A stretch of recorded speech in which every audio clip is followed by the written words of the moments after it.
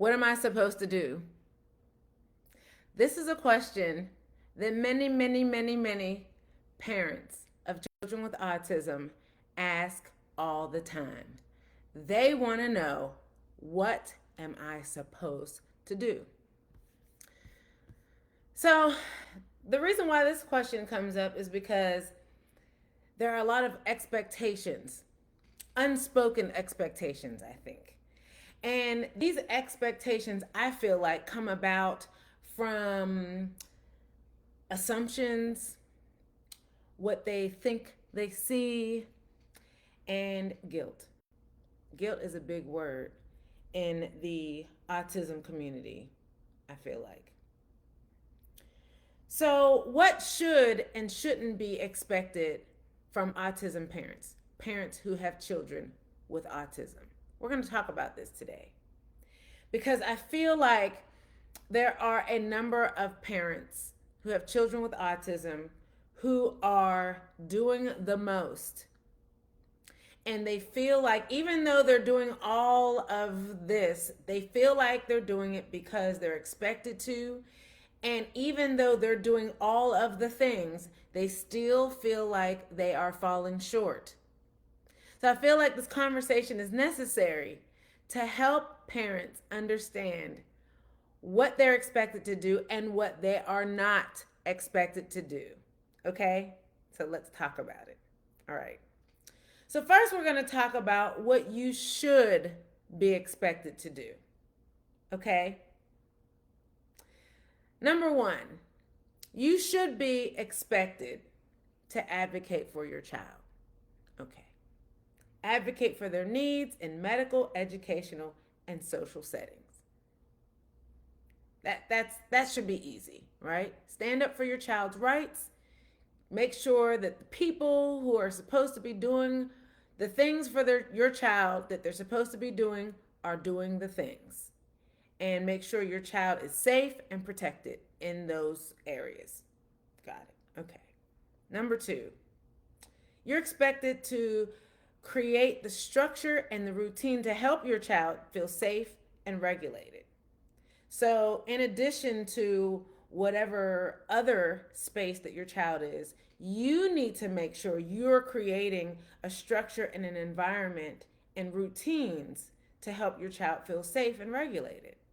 So, for instance, if at home you have an older child who sits and plays video games very loudly in the main space in your home, and you know that your son or daughter that has autism, that really bothers them, that loud noise, maybe the video game has a lot of shooting and explosions, and it's really scary and upsetting for your child.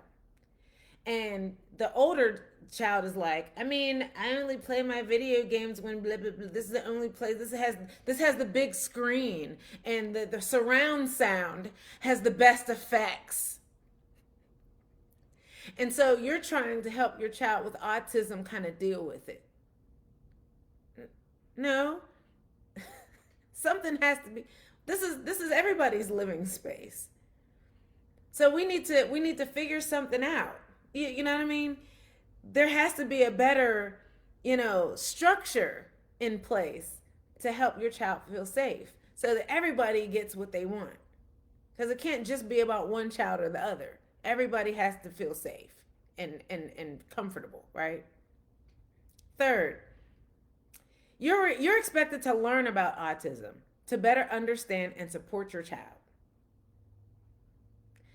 I feel like this is important to bring up.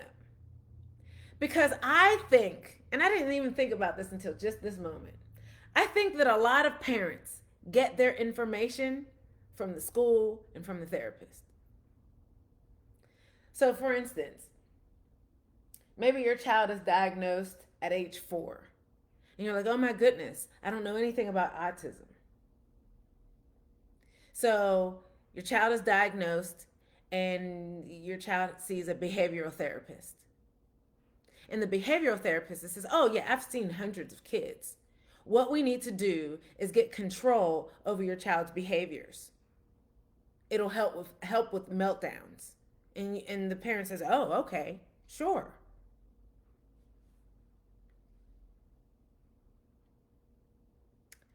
Uh, no. You can't just go by whatever. Well, I mean, the therapist, they're the professional. They know everything. They don't know everything. Do your own research. This is your child. Well, but they said that they've helped hundreds of kids. I don't care what they said. Do your own research. You're the child's advocate. This is your baby. That you're the mom. You're the dad. You're the parent. You do your own. You're responsible. The expectation is that you do your research about autism because every child is different. Just because that therapist has seen hundreds of other kids, they didn't see your child. Your child is different. That therapist is going to see your child 2 or 3 times a week for what, a half hour or so, 2 hours, couple hours. You live with your child. You need to learn as much about autism as possible so that you can tailor your child's life to them. I have always said, so I have a background in child development. I used to be a daycare director, and I've always said, for my oldest is going to be 29. I've said for almost 30 years, a parent is the child's first teacher. And to me, the parent is the child's most consistent teacher. The parent is the child's most long-term teacher. The parent of every child is the one teacher that the child will have for the rest of their life, their entire lives. Oh, I need to trademark that. I need to copyright that. I've never said that before. Every parent is their child's longest teacher, is the lifelong teacher. My son, my older son, he's 28. He still calls me because he has questions. He's still learning from me. He'll always learn from me. I'm his mother. Don't you still, those of you who still have your parents, don't you still call your parents and ask them things? So, yeah, you're going to still continue to advocate for your child. You have to learn about autism so that you can continue to pour into your child. Okay. Number 4, you are expected to collaborate with teachers, therapists, and professionals when possible. Let me tell you a story. It's not really a story, but let me tell you my experience with my son who has autism. So when he was in grade school, I was attempting to collaborate with his teachers. Like, it takes a village, right? So my thing is, at the IEP meetings, let's talk about what his abilities are so that we can build him up, you know what I mean? So he can get the most out of this school year, right? And so I would sit down at the IEP meetings and they would talk about all the things that they were going to work on with him. And some of the stuff that mentioned, I'm like, he can already do that. They're like, no, we haven't witnessed his ability to be able to do. I'm like, no, he's playing you. He can do that. Let me tell you why. At home. And the thing is that what this is us having a conversation about his abilities and what his next is and what that should look like to get him to the next level. If they don't know what his abilities are, they can't help him the way the way he needs to be helped. If they don't know and I don't say anything, then what they're doing with him is redundant. So we collaborate. It's just like that one year, I think I said it in another video, whenever they were like, yeah, he learned how to tie his shoes. I was like, he can tie his shoes? I didn't know they taught him how to tie his shoes, because when we would get him dressed in the morning and he would go and find his shoes, he would put his shoes on and throw his foot up on our lap for us to tie it. He was still doing it. And when I learned at school, they were like, yeah, no, he can tie his shoes. And I was like, this joker still has us tying his shoes for him. That's what collaboration looks like with the schools and the teachers. Silly.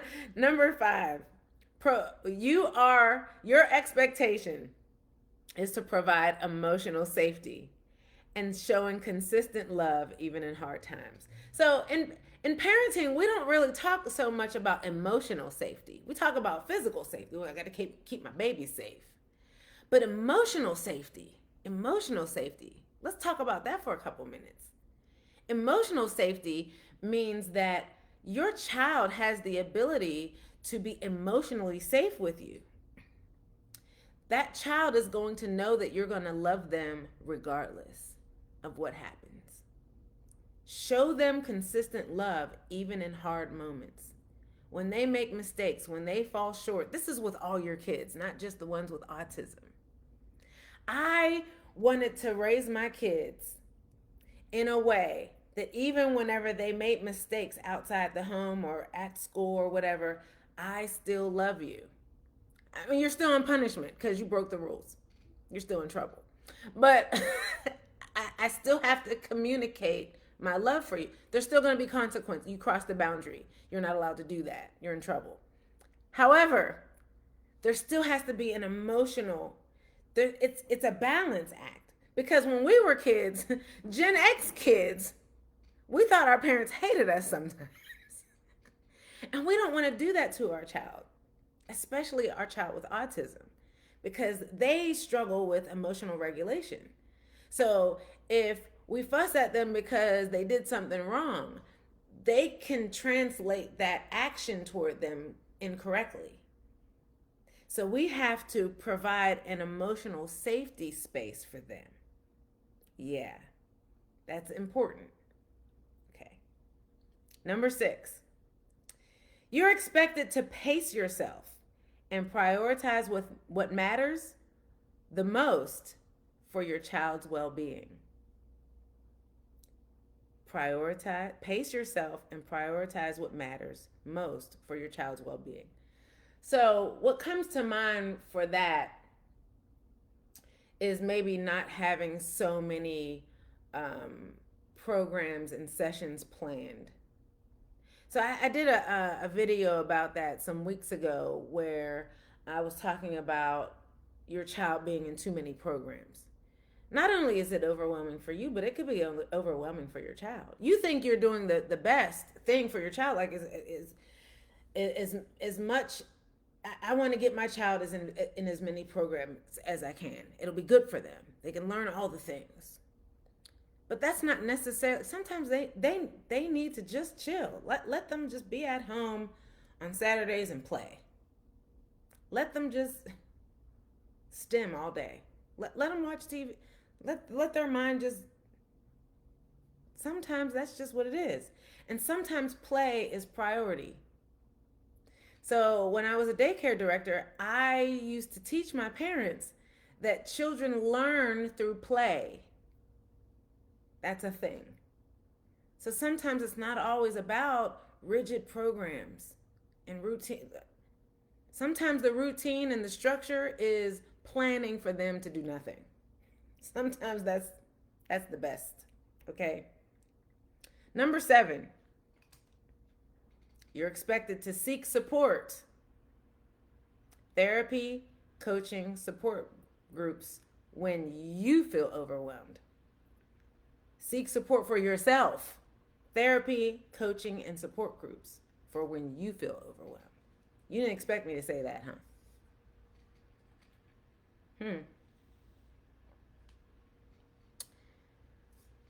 I feel like parents are real good at, moms especially, are real good at going to social media and finding an autism mom group just to vent, to complain, and to ask questions about things that they don't have any ideas. Well, what are other moms doing whenever this kind of thing happens with their child, right? But I feel like it's not as common for parents to go and get coaching for themselves. It's different than finding a group of moms. A group of moms is different than a coach. Therapy is different than a coach. Some I'm in these groups with these moms, and I hesitate to offer advice in a lot of circumstances. I feel like for a lot of these moms, I have the answer for them. Not because I'm just so smart, but because my son, who has autism, is about to turn 26. And so, for the most part, many of what they are going through, I have gone through, and I have found the answers, and we have overcome these things. So, I have a lot of knowledge in these areas because of the experience. What has worked for my son will likely work for your child. Not in all cases, but in a lot of cases. But many times, whenever I'm seeing the moms vent the way they're venting, what I'm realizing is that it's not my advice they need. In a lot of cases, they need therapy. It's not that the advice won't help them with the situation with the child, but they need therapy. There are moms that go into those groups and they're like, listen, I'm not, this post is not about advice. I'm frustrated and I just want to fuss. How is that going to help you? How is that going to help your situation? I'm not saying that sometimes you just need to get some stuff off your chest with people who understand you. I get that. But at the end of the day, you need a solution at home. And sometimes, most of the time, therapy and coaching will help with that so that you can apply the things to the situation in the home that will actually help you moving forward. That. And if you want to know, the answer is yes. Whenever my kids were younger, I did have therapy. Therapy is not just for people whenever you're pulling your hair out and you're completely depressed. You can go to therapy just to help you sort your thoughts out, just so that you can think straight, to be able to put your thoughts in order so that you can organize your life. You don't have to wait until you're depressed and you're suicidal to go to therapy. I'm just saying. Okay. It helps. Number 8. You're expected to celebrate progress, no matter how small, with hope and encouragement. Progress is progress, whether it's your progress or the baby's progress or the family's progress. Celebrate your wins.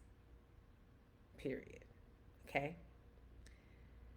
Number 9, you are expected to take care of yourself so that you can keep showing up for the family.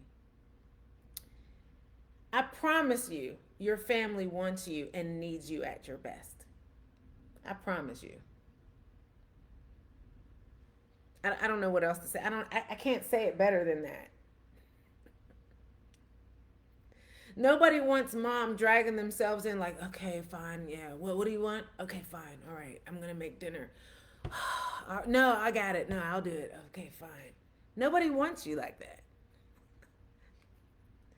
You don't want to deal with people like that. You're not always going to be at 100%.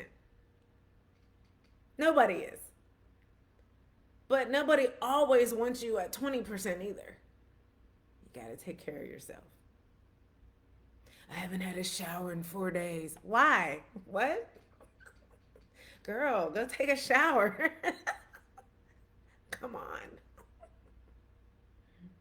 Number 10, you are expected to set boundaries with others to protect your child's needs and their peace.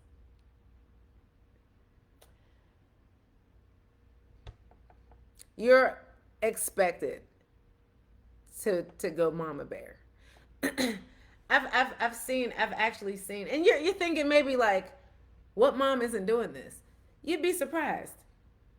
There are moms they're just, I didn't really like the way she treated my baby.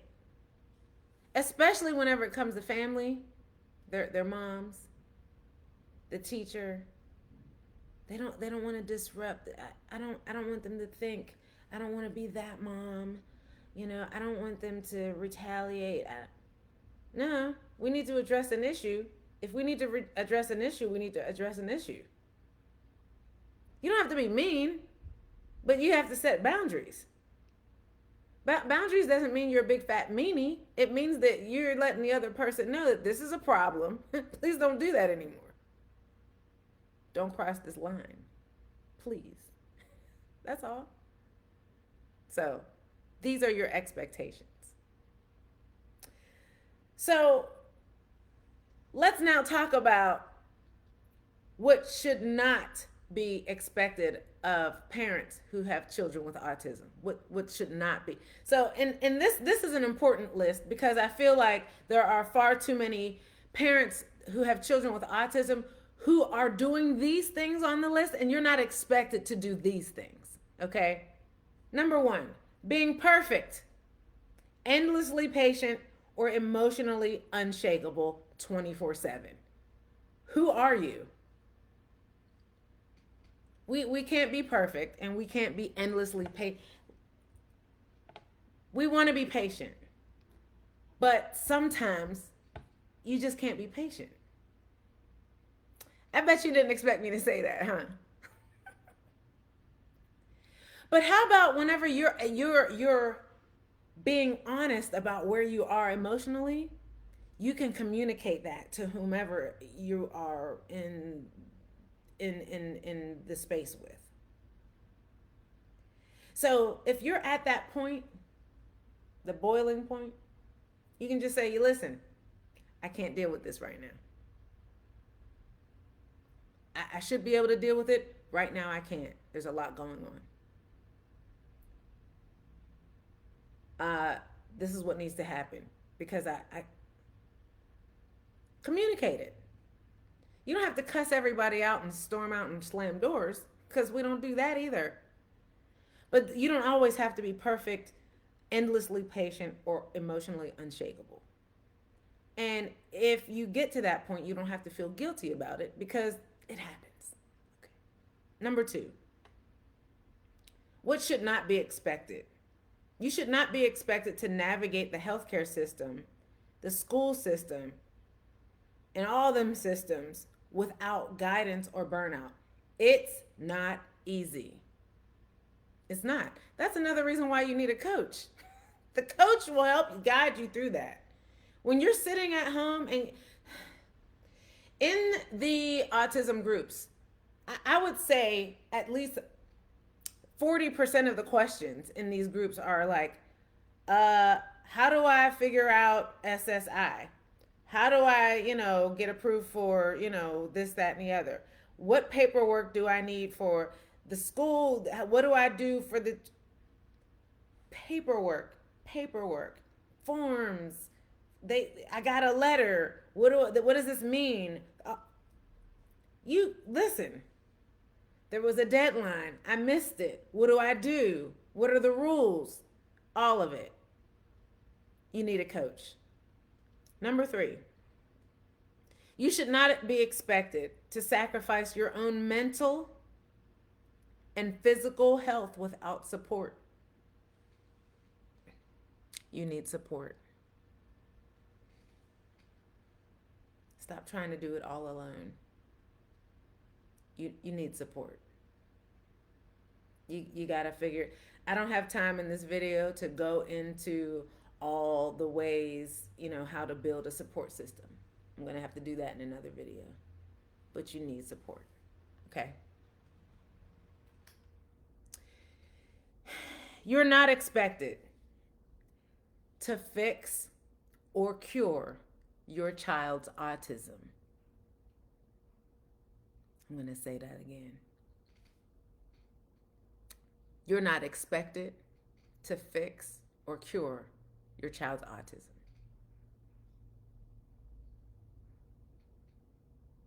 I'm giving it time to sink in. So many parents think and feel guilty because their child has autism. They feel guilty that it's their fault and they can't fix their child. and you're not expected to fix your child. You're expected to guide your child up in the way they should go, to help them to become the best person they can become, to have the most fulfilling adulthood they can, to pull out their skills for them to become the happiest and best version of themselves that they can. That's your job. You're not expected to fix them. Okay. Number 5, you're not expected to manage every meltdown, behavior, or challenge correctly. What does that mean anyway? Correctly.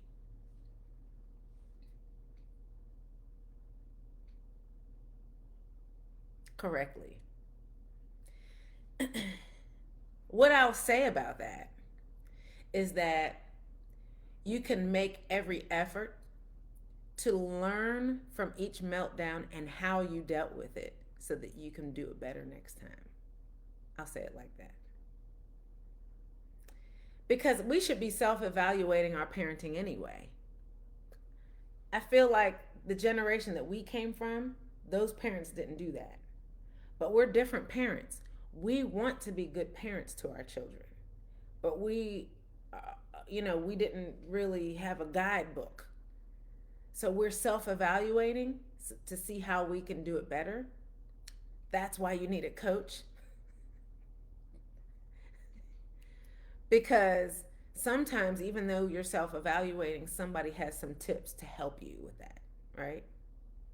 But you're not always going to get it right. Okay. Number 6, you're not expected to explain or defend all your parenting choices to everyone. I did a video about that. You don't have to explain it to your mom, to your dad, to your siblings, to your to the people at church, to the school, to other moms, to the neighbors. You don't owe anybody an explanation. Now, you can choose to have a conversation if people have questions. You can help people understand what they don't understand. You can enlighten people, give definition, but people who are criticizing or just, committed to not understanding your tactics and making assumptions about, your intentions regarding your child. No. We're not doing that. I had a whole situational video and how we deal with that. We're not getting into that. Don't even get my blood pressure up about those conversations. Okay. Number 7, you are not expected to do everything on your own without help or rest. Kind of mentioned that a little earlier. You need a support system. Okay. Number 8, you are not expected to keep a clean house, a full schedule, and a social life like you used to. Life is different. Can't do all that. Your house is not always going to be clean. You don't need a full schedule. In fact, you don't want a full schedule because rest is necessary. Okay? Your life is not what it was. It's different now. Not bad different, just different. Okay? So don't compare your life to what it used to be. Don't compare your life to somebody else's life. Don't compare your life to the other autism mom down the street and what she's doing, and don't. Okay? Number 9, you are not expected to meet unrealistic developmental timelines imposed by outsiders. No. You're at the birthday party with your child. You're having conversations with other moms while the kids are playing. Okay. And other moms are like, "Oh yeah, um, my son was potty trained. Yeah, for 2 years. Your daughter's not potty trained yet, really? Isn't she like 7?"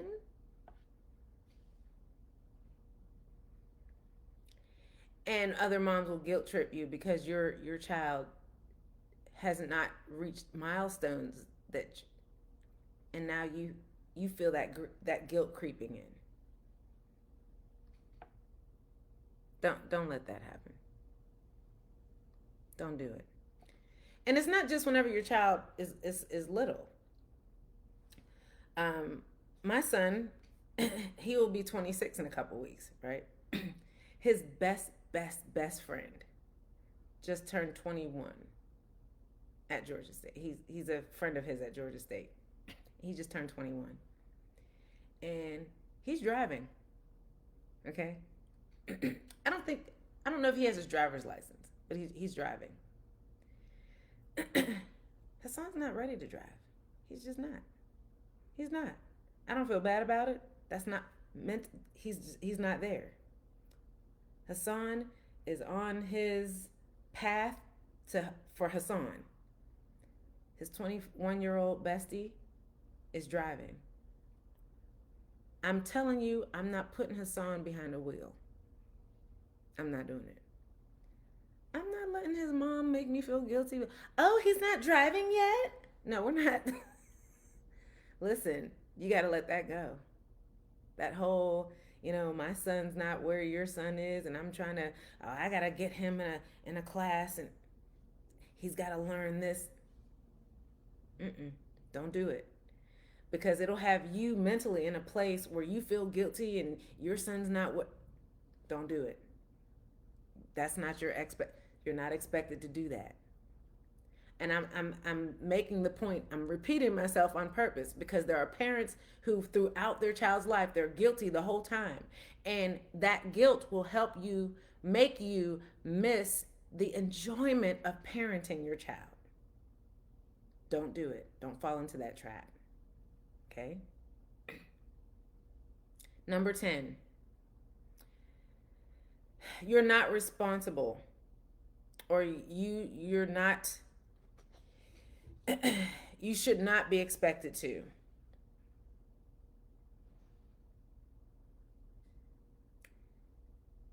Oh, this one's written incorrectly.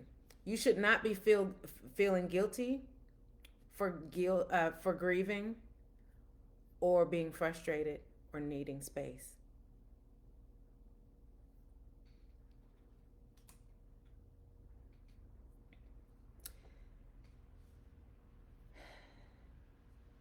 It's okay to understand that sometimes you're going to grieve, you're going to be frustrated, and you're going to need some space. Nobody expects their child to have an autism diagnosis.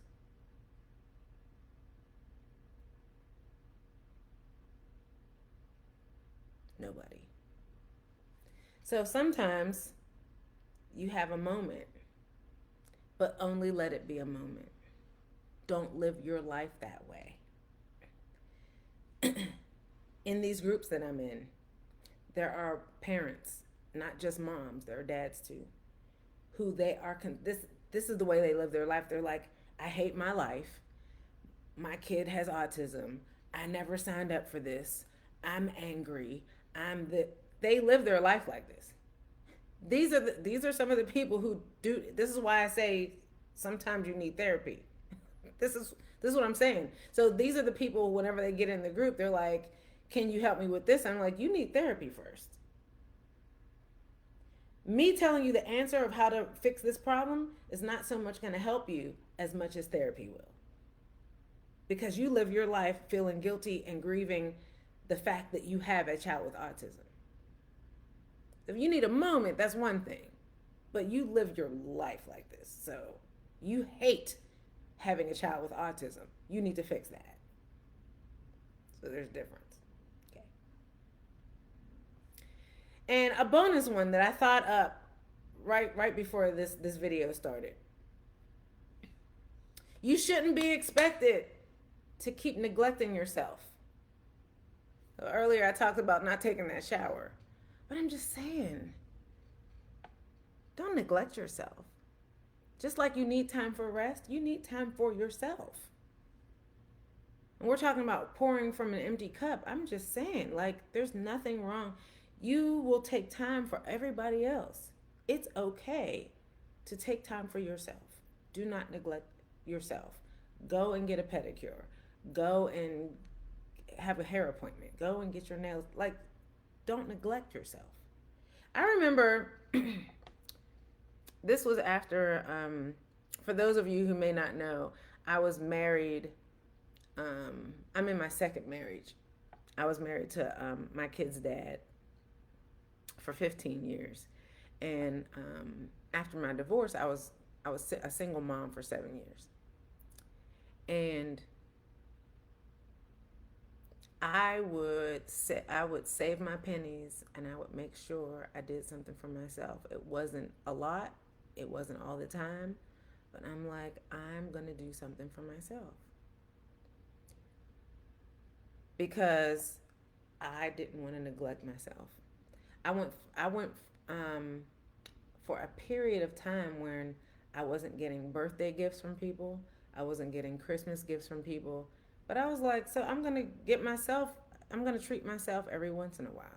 Because I wasn't married. I wasn't, you know what I mean? But that was like, that's okay. And in that way, and I didn't even feel bad after a while. At first I did, but after a while, I decided, I was like, that's fine because I can treat myself the way I want to. The way I want to. Don't neglect yourself. Whether you're in a relationship or not, don't neglect yourself. It'll make you a better mom. Okay? So I hope this helps. I took my time with this one today because I feel like a lot of parents needed this. There's a lot of guilt, there's a lot of shame, there's a lot of sleepless nights. There's a lot of parents who feel like they're failing, and you're not. You're just not. And you're taking on more than you should, and you shouldn't. Okay? I hope this helps. Like this video for me. Watch it on YouTube and subscribe, and I'll see you in the next video. Thanks for watching.